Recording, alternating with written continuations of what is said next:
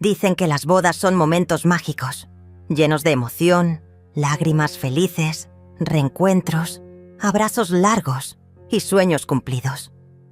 Pero lo que nadie te cuenta es que una boda también puede ser el escenario perfecto para que las máscaras caigan, para que la verdad, esa que se esconde debajo de las sonrisas falsas, salga a la luz. Ese día, el día en que mi hija se casó, yo, su madre, fui colocada junto a los cubos de basura.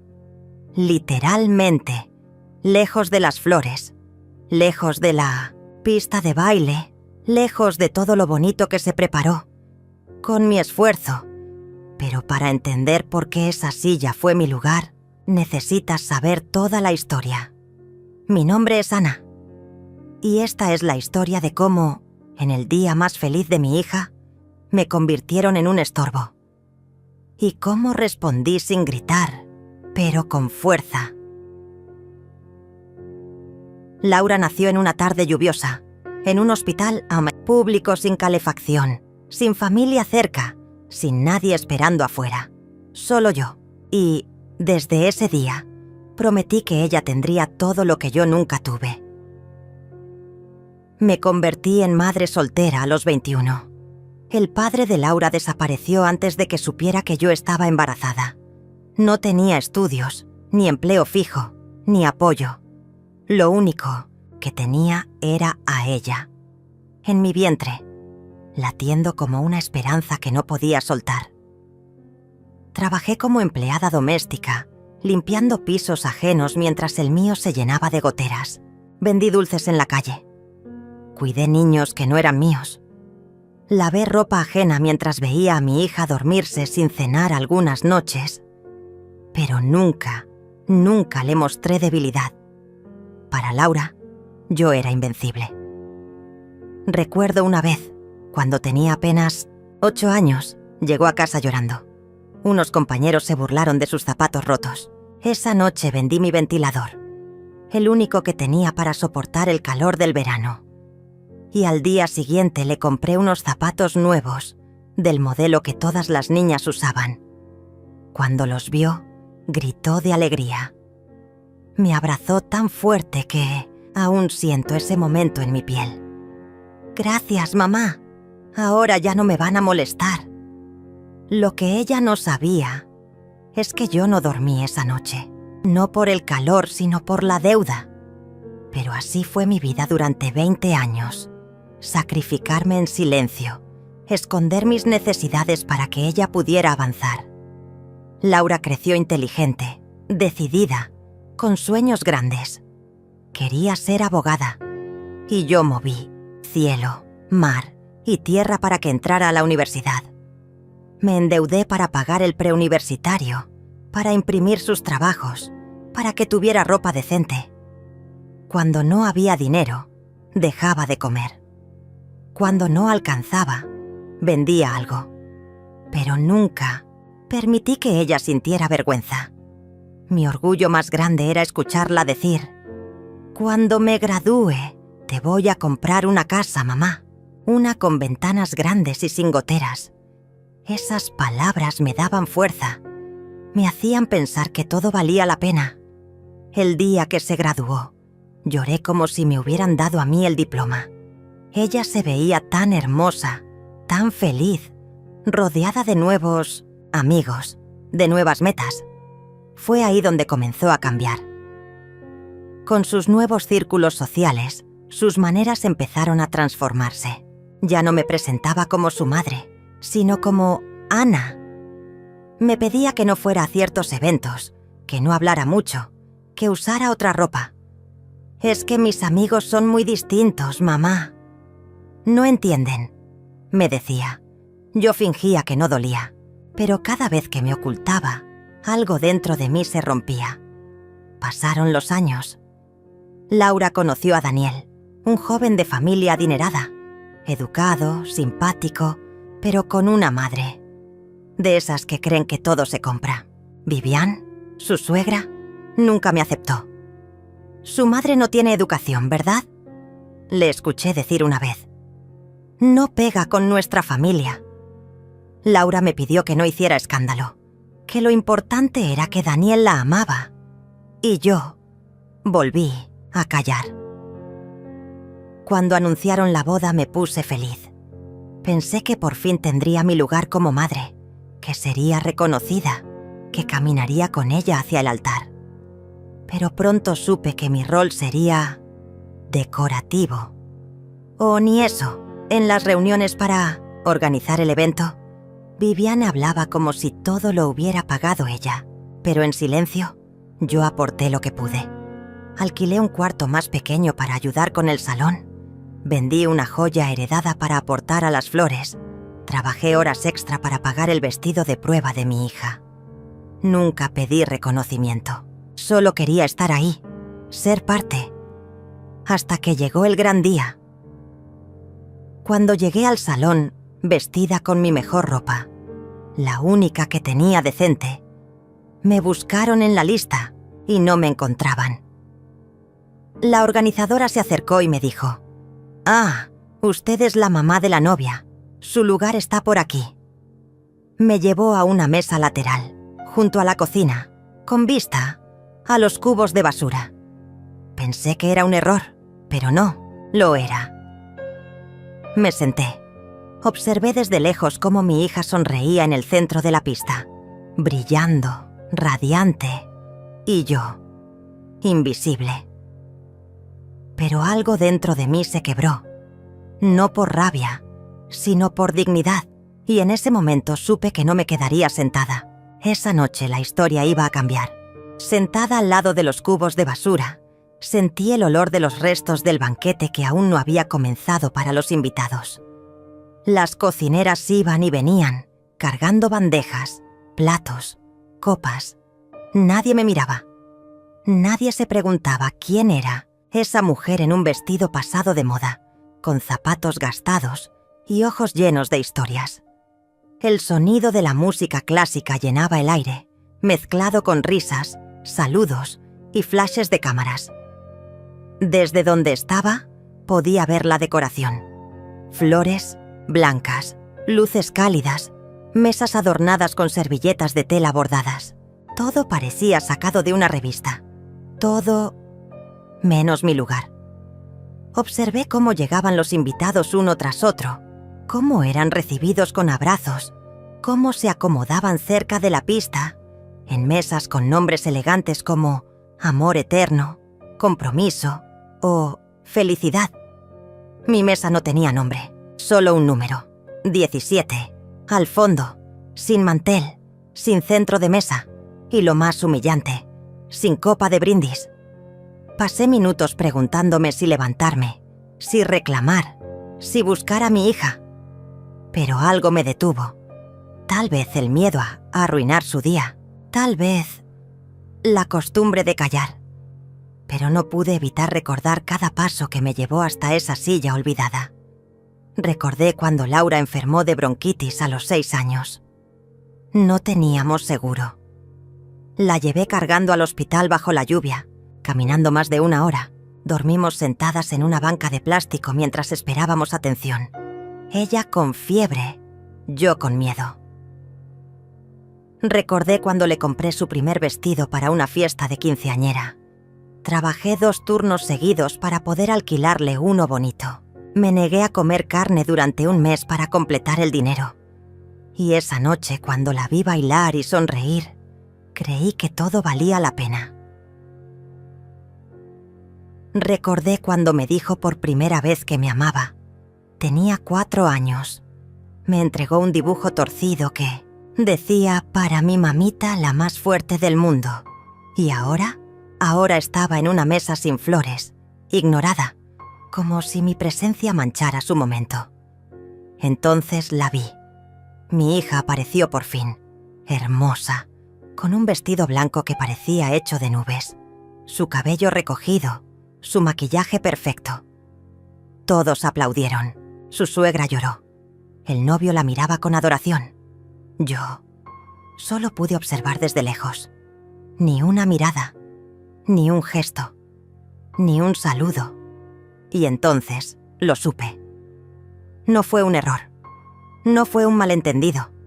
Fue una decisión, una elección consciente de esconderme. Me temblaron las manos, sentí el nudo en la garganta y por primera vez en mucho tiempo dejé que una lágrima cayera sin esconderla. El mozo pasó con una bandeja. Le pedí un vaso de agua. Me miró confundido. «Disculpe, esta zona no tiene servicio», dijo sin siquiera detenerse. Yo, la madre de la novia, no tenía ni derecho a hidratarme. Me levanté. Caminé despacio entre las mesas. Escuchaba murmullos. Algunos me reconocían.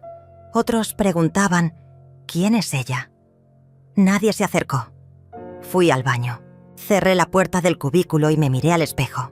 Mi reflejo me devolvió una mujer cansada, con arrugas en los ojos, con el cabello desordenado, pero con dignidad. No lloré más. Ya no. Me arreglé el vestido. Respiré hondo y salí. Busqué al gerente del evento. Le pedí hablar con él.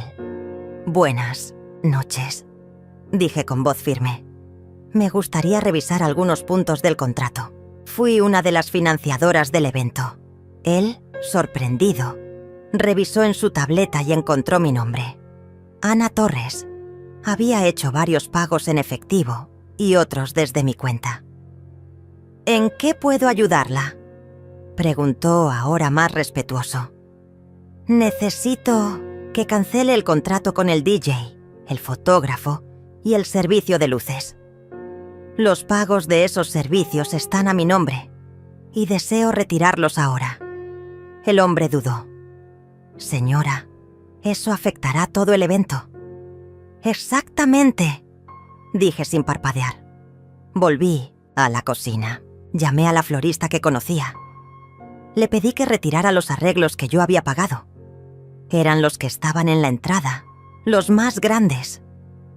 También me comuniqué con la empresa de transporte que alquilé para traer a algunos invitados. Pedí que recogieran sus vehículos. Todo legal, todo con documentos. Mientras tanto, en el salón, la música comenzó a apagarse. Las luces principales disminuyeron. Los arreglos florales de la entrada fueron retirados uno por uno. El murmullo creció. El ambiente cambió. Y entonces, mi hija vino corriendo. «¿Qué estás haciendo, mamá? ¿Te volviste loca?». Su maquillaje ya no era perfecto. Su voz temblaba, su rostro confundido, entre rabia y miedo. «Estoy retirando lo que es mío», le respondí. «Vas a arruinar mi boda».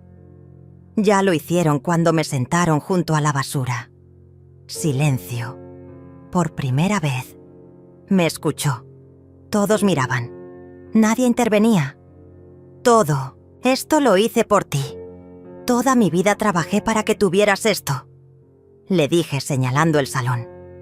«Pero si crees que puedes borrarme, esconderme, avergonzarte de mí, entonces no mereces nada de esto».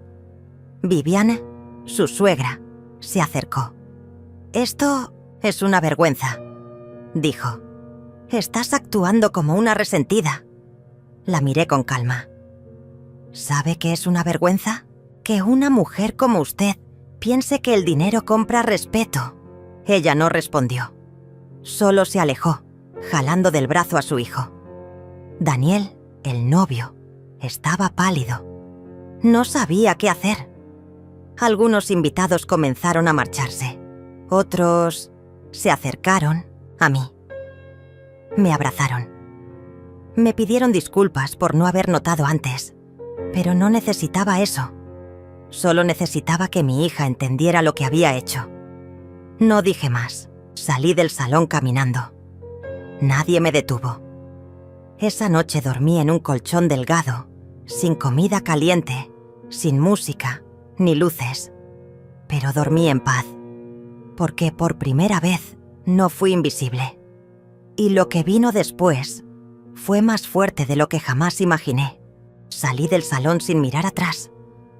Mis pasos eran lentos, pero firmes. El aire de la noche me golpeó la cara como una bofetada fría, pero no dolía.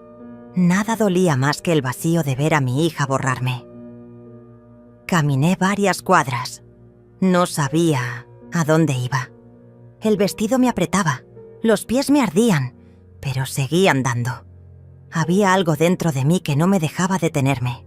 Era como si por fin estuviera caminando en dirección a mí misma. No tenía auto, ni dinero para un taxi. Saqué el celular para pedirle a una amiga que vivía lejos si podía recibirme por la noche, pero la pantalla estaba apagada, sin batería, y entonces me di cuenta. Estaba completamente sola, pero también libre. Entré a una pequeña estación de servicio que encontré abierta. Compré una botella de agua con las últimas monedas que tenía en la cartera. Me senté en una banca de metal oxidada frente al local y bebí lentamente. A mi lado, un hombre mayor encendía un cigarro. ¿Fiesta?, preguntó señalando mi vestido. No exactamente, respondí.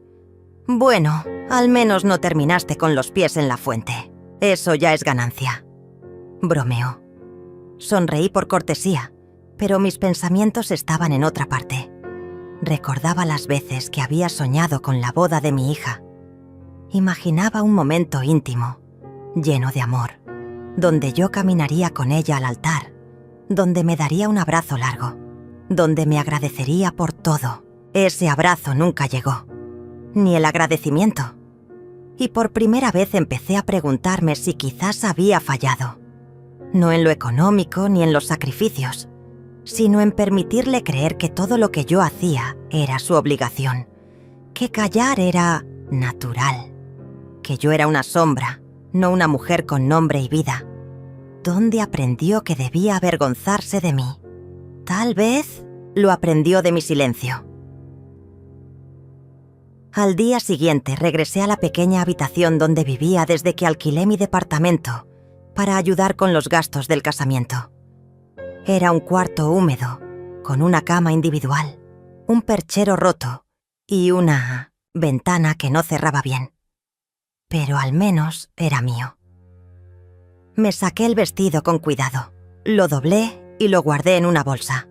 Sabía que nunca lo volvería a usar, pero no quería romperlo. No porque significara algo bonito, sino porque era prueba de lo que soporté y de lo que decidí no soportar más. Me metí a la ducha. El agua estaba helada, pero no me importó. Cuando salí, el teléfono ya estaba cargado. Encendí la pantalla y vi lo inevitable.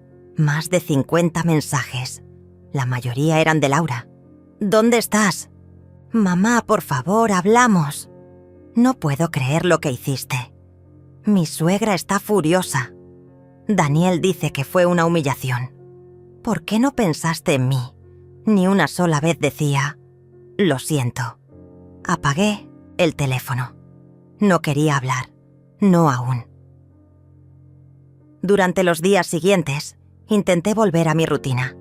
Trabajé en la lavandería, hice algunos turnos extras como ayudante de cocina. Me concentré en no pensar, pero era inútil. La historia se repetía, en mi mente como una película. Me dolía no haber estado en la fiesta. No por la celebración, sino por lo que representaba. Me dolía que la gente hablara de mí como si fuera una histérica, una madre resentida, una mujer sin clase. Pero más que nada, me dolía haber perdido a mi hija.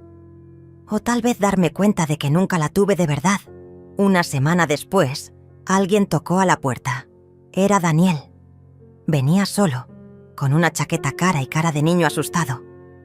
«Hola, Ana», dijo. «¿Podemos hablar?» Le hice pasar.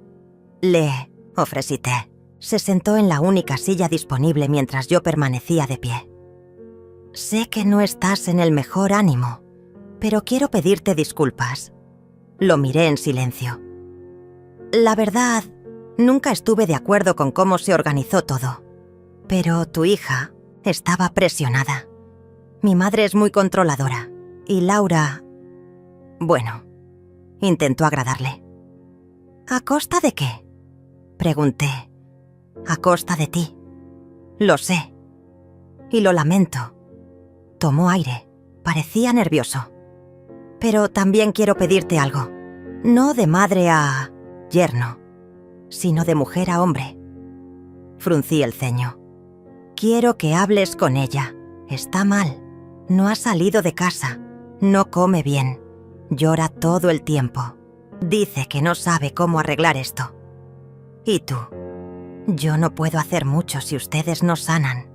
Sé que te falló, pero también sé que te ama. Solo tiene miedo de admitirlo. Me quedé en silencio. Él se levantó. Dejó una tarjeta sobre la mesa. Estaremos en casa este viernes, por si decides venir, a las 6. No tienes que dar una respuesta ahora. Solo piénsalo. Y se fue. Esa noche no dormí. Caminé por el cuarto una y otra vez, pensando, luchando entre la rabia y el amor, entre la herida y el deseo de cerrar el ciclo. Finalmente, el viernes, me vestí con ropa sencilla. Tomé un bus hacia el 600, barrio donde vivían. Era un lugar elegante, con jardines bien cuidados, portones eléctricos y casas con cámaras de seguridad. Me sentí fuera de lugar. Pero ya no tenía miedo de eso. Toqué el timbre. Laura abrió la puerta. Estaba pálida, con ojeras y el cabello desordenado. Parecía una niña otra vez. «Mamá», susurró. No dije nada. Solo entré. Nos sentamos en la sala. Un silencio largo nos envolvió. Y entonces habló. «No tengo excusas. No puedo justificar lo que hice. Me dejé llevar. Quise encajar. Quise que todo fuera perfecto. Y para eso te escondí». Sus ojos se llenaron de lágrimas. «No sabes cuánto me odié cuando te vi sentada allí. Pero no supe cómo reaccionar. Me congelé. Y cuando quise hacer algo ya era tarde». «Nunca es tarde», dije. Se arrojó a mis brazos como cuando era niña. Lloró durante minutos. Yo también. No resolvimos todo, pero ese abrazo fue un comienzo. Pensé que después de eso, las cosas mejorarían, pero estaba muy equivocada, porque la verdadera guerra no había hecho más que empezar. Recibir una demanda fue como un balde de agua helada en medio de un incendio. Pensé que había pasado lo peor, que la humillación pública sería lo más bajo, pero no. Ahora tenía una amenaza real, legal, con papeles y abogados. Una mujer, rica, poderosa y sin escrúpulos, quería destruirme. Y lo peor era que podía lograrlo. La madre de Daniel me acusaba de difamación, daño moral y perjuicio económico. Decía que mis videos habían afectado la imagen de la familia, que habían perdido inversionistas en la galería por la mala prensa, que mis palabras incitaban al odio y habían desencadenado amenazas a sus allegados. En pocas palabras, me convertían en la villana de una historia que ellos habían escrito. Fui a un abogado de oficio. No podía pagar uno privado. El hombre que me atendió era joven, con cara de recién egresado, pero me miró con respeto. «Vi tus videos. Mi mamá los compartió. Dice que te admira». Eso me sacó una sonrisa. «¿Y qué puedo hacer?», él suspiró. «Legalmente, ellos tienen un caso. No fuerte, pero sí armado. Si quieren llevarte al extremo, podrían hacerte perder tiempo, dinero, salud. El sistema muchas veces favorece al que tiene más recursos». Me quedé en silencio. «Pero también tienes a la gente», agregó, «y eso vale más que 1000 abogados». Esa noche pensé en rendirme. Pensé en borrar todo, desaparecer de nuevo, volver al cuarto húmedo, a las bolsas de ropa sucia. Porque así no duele tanto, porque al menos ahí nadie te apunta con el dedo. Pero después abrí el celular. Vi los comentarios. «Tu historia es la mía». «No pares, Ana. Habla por todas». Me hiciste reconciliarme con mi mamá, y entonces lo supe. No podía callarme. Grabé otro video. Esta vez, sin guión, sin filtros. Hoy recibí una demanda. Quieren silenciarme. Dicen que mis palabras son peligrosas, que mi dolor es un ataque, pero yo solo conté la verdad. Sí, la verdad duele. Entonces, la herida no es mía. Es del que no quiere mirarse al espejo. No tengo miedo, porque cuando ya te dejaron al lado de la basura, no te asusta el lodo. Yo ya estuve en el fondo. Y desde ahí se ve todo más claro. Ese video superó el 1.000.000 de vistas en 24 horas. Medios independientes comenzaron a hablar del caso. Programas de radio me invitaron a contar mi historia. Mujeres, ancianos, trabajadores, madres solteras. Todos comenzaron a compartir sus vivencias. Mi cuenta se transformó en un espacio de catarsis colectiva. Ya no era solo Ana. Era la voz de miles. Y eso les dolía aún más. Un día recibí un mensaje inesperado. Era de Claudia, la esposa de Daniel, la mujer con la que me habían obligado a convivir en silencio durante años. El mensaje decía: Ana, necesito hablar contigo. Urgente, no puedo más. Acepté verla. Nos encontramos en un parque, lejos de la ciudad. Ella llegó con gafas oscuras y el rostro cansado. Gracias por venir, dijo sin rodeos. No pensé que querrías verme. Tampoco yo. Pero después de todo lo que pasó, tenía que decirte la verdad. La miré, sin entender. La demanda no fue idea de la madre de Daniel. Fue de él. Él la obligó a firmarla. ¿Qué? ¿Por qué? Porque está perdiendo clientes. Porque los patrocinadores de la galería comenzaron a cuestionarlo. Y porque él no soporta perder el control. Tú lo conoces. Sí, lo conocía, pero no quería creerlo. ¿Y tú por qué me lo dices? Claudia respiró hondo. Porque estoy harta. Porque estoy atrapada en una mentira. Porque tú fuiste la única que se atrevió a romperla. Esa noche lloré. Pero no por tristeza, por una mezcla de rabia, impotencia y compasión. Pensé en Laura, en cómo creció entre dos mundos, el de su madre, lleno de esfuerzo y sacrificio, y el de su padre, de apariencias y manipulación. Ahora entendía por qué a veces parecía tan perdida. Ella había heredado la guerra, silenciosa de sus padres. El juicio comenzó semanas después. El día que me presenté en el tribunal, llevaba mi mejor ropa, no porque fuera elegante, sino porque era mía. Cada prenda tenía una historia. Era la armadura de una mujer que había sobrevivido. El abogado de Daniel usó palabras frías, calculadas. Me pintó como una oportunista, como una madre despechada que quería atención. Pero cuando llegó mi turno, respiré hondo, miré al juez y hablé con el alma. Yo no pedí ser famosa, no pedí que mi rostro se viralizara. Solo pedí respeto, un lugar en la vida de mi hija. No al lado del basurero, no detrás de los flashes. Solo ser vista. Y cuando no me vieron, hablé. Porque cuando a una madre la callan, el mundo pierde algo.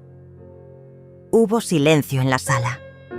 Un silencio denso, real.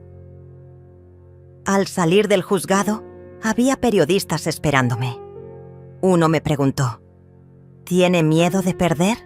Respondí sin dudar. ¿Perder? Ya perdí todo. Ahora solo estoy recuperando lo que nunca debí entregar. Mi dignidad.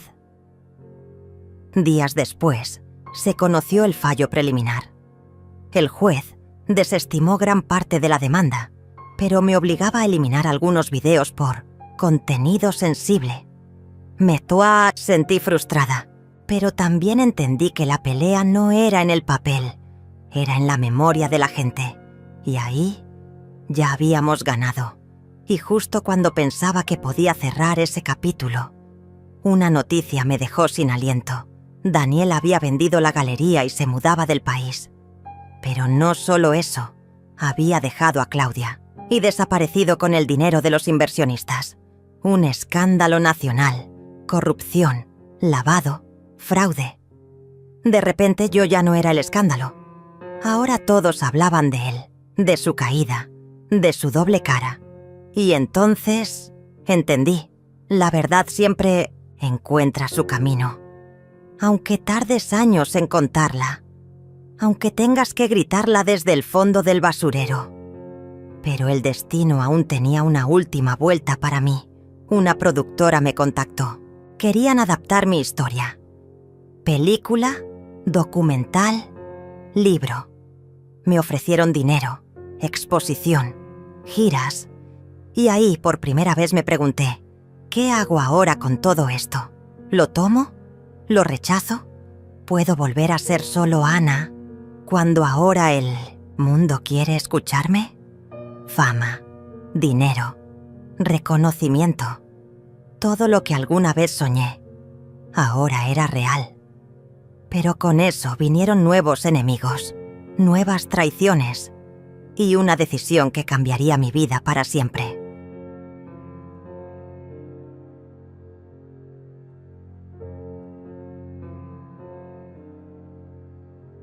Aceptar la oferta de la productora fue una decisión que me quitó el sueño durante días.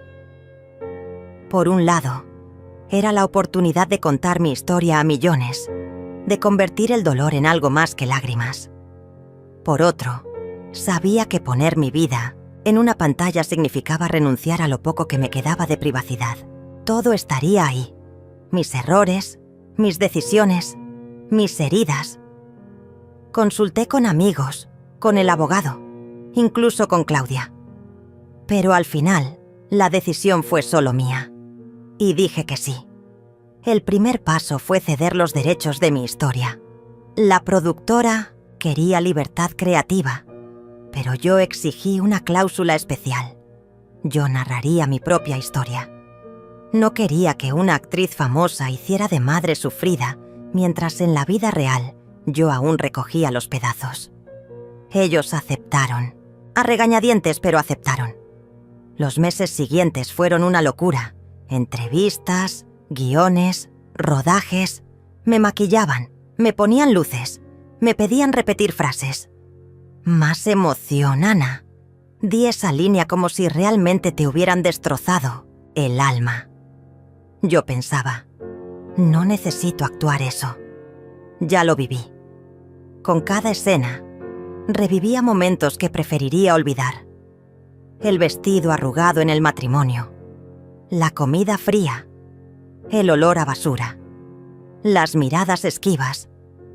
Pero también revivía mi fuerza, la forma en que me levanté, la rabia que se transformó en coraje. A veces, los actores lloraban durante las grabaciones. Incluso la actriz que hacía de Laura no pudo contener las lágrimas. «No entiendo cómo seguiste adelante», me dijo un día, «porque no tenía otra opción». La serie se estrenó 6 meses después, en una de las plataformas más vistas del país. Y fue un boom trending topic, millones de reproducciones, críticas a favor, otras en contra. Algunos decían que exageraba, que dramatizaba, otros me llamaban la voz de las olvidadas. Me convertí en algo que jamás imaginé, una figura pública. Pero con la fama llegó el verdadero infierno. Gente que nunca había estado para mí comenzó a aparecer. Ana, siempre creí en ti. Sabía que eras especial. Tu historia es también la mía. Puedo salir en tu próxima serie.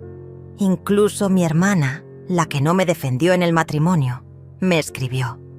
Perdón por no estar. Me dejé llevar. Mamá me presionaba. No respondí. No porque guardara rencor, sino porque ya no tenía energía para reparar vínculos rotos. La fama no me hizo más fuerte. Solo me mostró quién realmente estuvo cuando yo era invisible. Pero lo peor estaba por venir. Una mañana, Mientras salía de una entrevista, un hombre se me acercó. Vestía traje, portaba gafas oscuras. «Señora Ana, represento a la familia del Solar. Le sugiero que deje de hablar de ellos públicamente». ¿Es una amenaza? Es un consejo. Tiene una hija. Sería una pena que algo le pasara. Se fue, y yo me quedé temblando. No era la primera vez que recibía amenazas, pero esta fue distinta. No solo era personal, era directa, calculada, fría. Fui a la policía, pero, como siempre, poco hicieron. Me recomendaron no exponerme tanto, como si la culpa fuera mía por alzar la voz. Llamé a Laura. Necesitaba advertirle. «Ten cuidado. Hay gente que quiere hacerme callar». Ella suspiró. «Mamá, yo también recibí mensajes raros». «¿Qué tipo de mensajes?» «Sobre ti. Dicen que estás usando a la familia, que estás mintiendo, que tienes un motivo oculto». Mi corazón se encogió. «¿Y tú qué piensas?» Hubo silencio.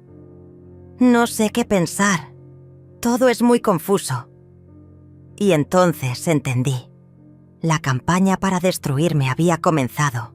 Durante nacientes semanas aparecieron artículos anónimos, cuentas falsas, videos editados. Decían que yo había abandonado a Laura, que la había usado para lucrar, que era una actriz contratada, que jamás estuve al lado del basurero. Una mentira tras otra. Pero lo que más dolió fue que algunos comenzaron a creerlas. Perdí seguidores, patrocinios, llamadas. Gente que antes me aplaudía, ahora me dudaba. Una noche, mientras revisaba redes, vi un comentario de Laura. «A veces es mejor no remover el pasado. Hay heridas que deberían quedarse cerradas». Era vago, pero sentí que iba para mí, y ahí supe que la estaba perdiendo otra vez. Tuve un colapso nervioso, literalmente. Terminé en urgencias, presión alta, taquicardia, insomnio. El médico me recomendó descanso total. Pero, ¿cómo descansar cuando tu vida está en llamas? Pasé días en silencio, sin grabar, sin publicar, sin hablar. Pensé en dejarlo todo, en desaparecer de nuevo. Pero entonces recibí una carta, una hoja escrita a mano, sin remitente. Decía: «Gracias por hablar. Gracias por mostrar que incluso desde el basurero se puede gritar. Usted me salvó la vida. No se detenga». Y eso me rescató. Grabé un último video, no para volver a la fama, solo para cerrar el ciclo. Me quisieron callar. Me pintaron como loca, como mentirosa, como oportunista. Pero yo solo hablé desde el lugar más sincero del mundo. El dolor. No busco venganza, solo verdad. Si con eso incomodo, es porque aún hay algo que sanar. A mi hija, solo puedo decirle que siempre la amé, incluso cuando me dio la espalda. Porque ser madre no se trata de recibir, se trata de sostener, incluso desde lejos. Ese video no se hizo viral, no tuvo millones de vistas, pero tuvo lo que más necesitaba: paz. Poco a poco, mi vida volvió a un ritmo menos frenético. No más alfombras rojas, no más cámaras, solo yo, mis letras y el silencio. Pero en ese silencio encontré algo nuevo, mi voz. Hasta que, un año después, una llamada cambió todo. Era Laura. Su voz temblaba. «Mamá, necesito verte. Es urgente. Hay algo que tengo que decirte, algo que nunca supe cómo confesar». Mi corazón se detuvo. «¿Qué pasa, hija?» «Es sobre el día de la boda, sobre por qué te pusieron al lado de la basura». «¿Qué quieres decir?» «Mamá, no fue un error, no fue decisión de papá. Fui yo quien lo pidió». La llamada de Laura me dejó paralizada. Sus palabras daban vueltas en mi cabeza como cuchillas. Mamá, no fue un error. No fue decisión de papá. Fui yo quien pidió que te pusieran al lado de la basura. La línea quedó en silencio. Solo escuchaba su respiración entrecortada al otro lado. ¿Por qué, Laura? ¿Por qué harías algo así? No lo sé. Estaba confundida, enojada, dolida. ¿Dolida? ¿Conmigo? Me senté lentamente en la cama, como si mi cuerpo ya no soportara el peso de una verdad tan cruel. Necesito que me lo expliques, todo. ¿Puedes venir a casa? Acepté, pero no por ella, sino por mí. Tenía que entender, tenía que cerrar este infierno con un punto final. Esa tarde, fui a su casa, la misma casa donde fui tratada como una extraña, donde comí sobras junto a los cubos de basura, donde escuché risas que no me incluían. Pero ahora la casa estaba silenciosa, y Laura me esperaba en la puerta, sin maquillaje, ojerosa, vulnerable. «Gracias por venir», dijo bajando la mirada. Entramos. Nos sentamos en el salón. No había té, ni galletas, ni sonrisas falsas. Solo nosotras y una conversación pendiente desde hacía años. Recuerdo que cuando tenía 12 años, me prometiste que nunca me abandonarías. Comenzó ella. Y no lo hice, respondí. No físicamente, tal vez, pero emocionalmente estuviste ausente. Aquello me golpeó. Trabajabas todo el día, siempre estabas cansada. No tenías tiempo para mis cuentos, mis dibujos, mis cosas de niña. Lo hacía para darte lo mejor, para que no te faltara nada. Y no me faltó, pero tampoco estuviste. Sus ojos se llenaron de lágrimas. Cuando papá apareció de nuevo, me abrazó como si me hubiera esperado toda la vida. Me decía que tú habías arruinado todo, que le prohibiste verme, que él era la víctima.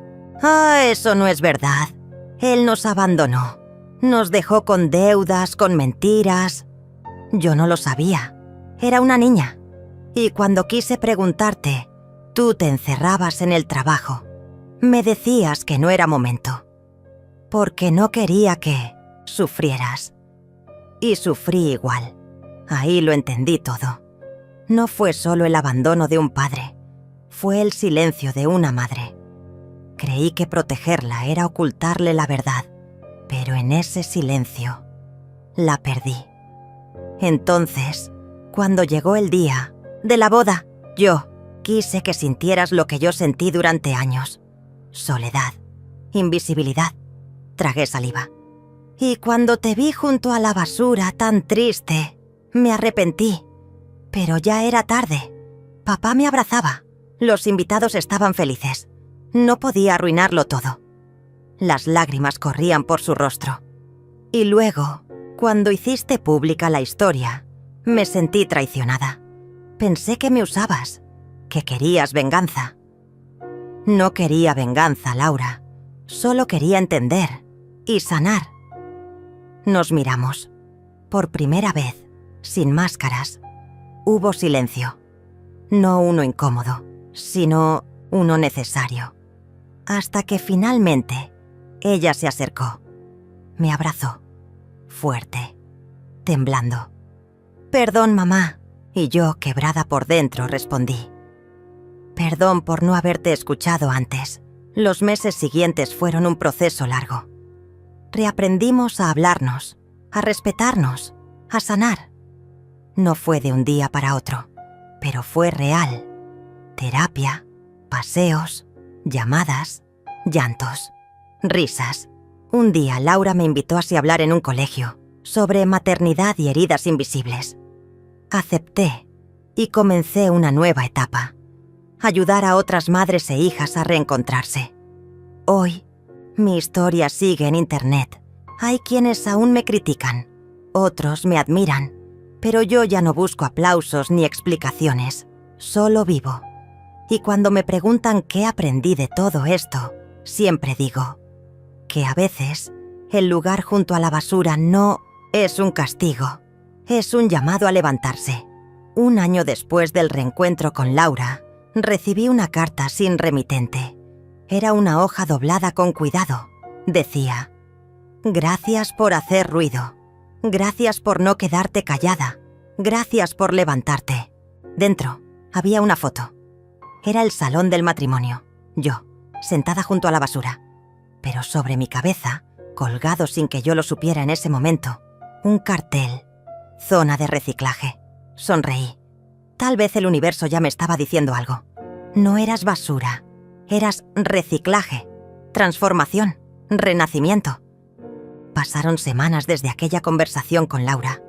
Semanas en las que cada silencio entre nosotras dejó de ser un muro y empezó a convertirse en un puente.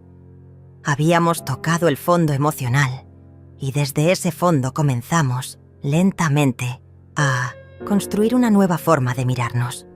Una donde no éramos madre e hija enfrentadas, sino dos mujeres heridas intentando reconocerse. Una tarde, mientras organizaba papeles antiguos en mi apartamento, encontré una caja que había guardado durante años sin atreverme a abrir.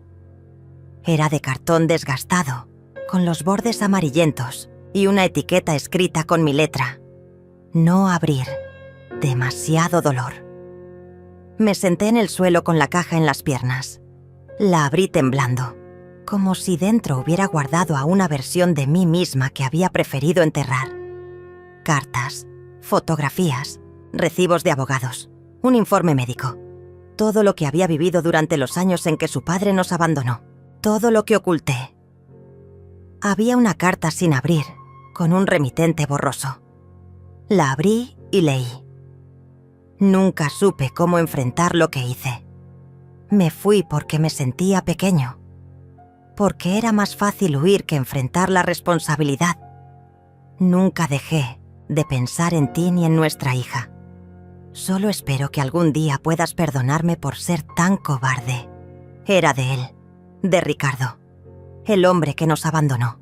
El que, años después, regresó para ofrecer a Laura una versión falsa de los hechos. Nunca se la mostré. Pensé que no haría diferencia. Pero ahora, tal vez sí. Al día siguiente fui a verla. Llevé la caja. Nos sentamos en su cocina, esa misma donde me sirvieron café frío la primera vez que la visité después de la boda. «Quiero mostrarte algo que guardé por años», le dije, y puse la caja sobre la mesa. «¿Qué es?» «Nuestro pasado, pero sin filtros, sin silencios». Ella abrió la caja lentamente. Revisó las cartas, los documentos y finalmente encontró la carta de su padre. Al leerla, su rostro cambió. No de odio, sino de sorpresa. Nunca me habló de esto, porque no quería que supieras quién fue en realidad. Y tú tampoco. No quise que crecieras con rencor, pero en ese intento te alejé de mí. Laura lloró. No por la carta, sino por lo que no se dijo en todos esos años. Nos abrazamos, esta vez no para perdonarnos, sino para aceptarnos, así, rotas y valientes. Unos meses después, fui invitada a una charla sobre resiliencia en mujeres mayores. Nunca había hablado en público, pero acepté. Me puse de pie frente a más de 100 personas y conté mi historia, sin adornos, sin vergüenza, sin temor. Durante el matrimonio de mi hija me sentaron junto a la basura, literalmente, y por años pensé que ese había sido el punto más bajo de mi vida, pero fue, en realidad, el punto de partida. El silencio en la sala fue total, no un silencio incómodo, sino uno de atención absoluta. A veces nos dejamos poner en lugares que no merecemos, pero hay un momento, uno solo, en el que podemos decidir levantarnos. Terminé la charla con una ovación. No por ser heroína, sino por ser humana. Semanas después, recibí una carta inesperada. Venía sin nombre, pero con una caligrafía elegante. Gracias por contar tu verdad. Me ayudaste a levantarme. Hoy dejé a mi esposo abusivo. Hoy hablé con mi hija después de 10 años. Hoy volví a mirarme al espejo. Lloré, porque entendí que mi historia, esa que comenzó al lado de un basurero, había ayudado a otras mujeres a salir de su propia oscuridad. Laura empezó a escribirme mensajes cada noche. A veces una frase, a veces una nota de voz. Pero en cada una había un rastro de amor, de reparación.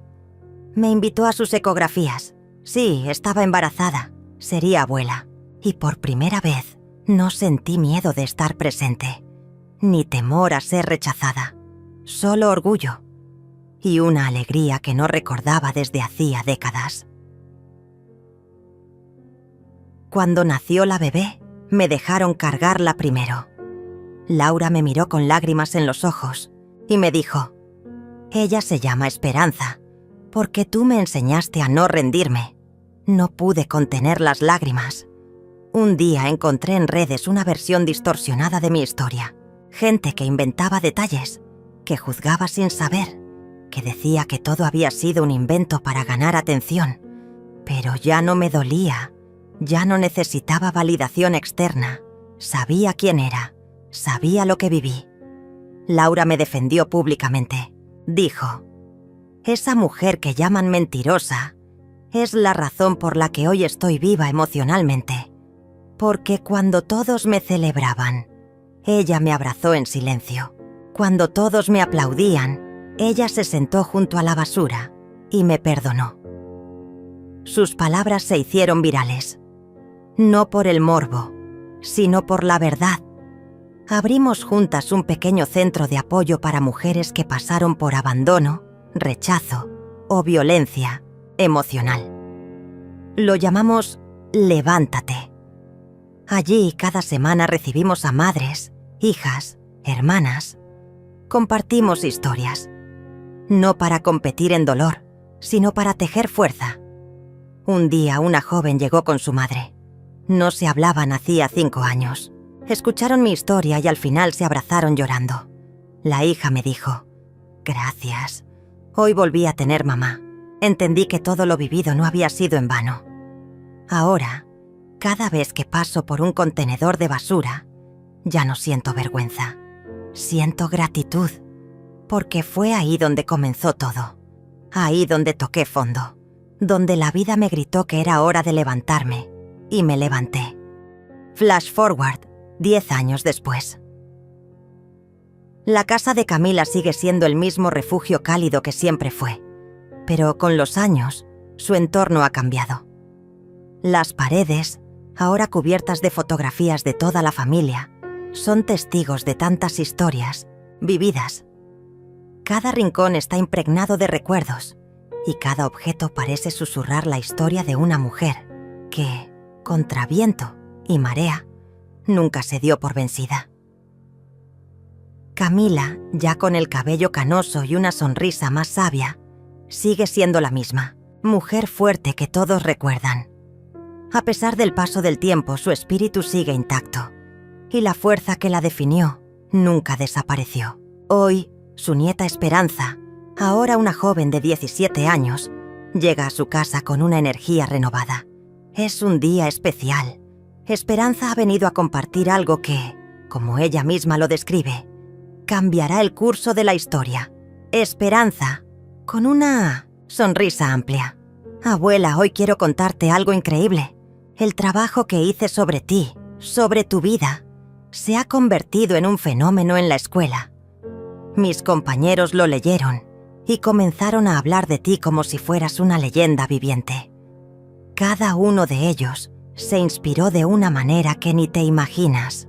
Camila, que jamás imaginó que su historia podría tener tanto impacto, la mira fijamente, buscando entender el alcance de las palabras de su nieta.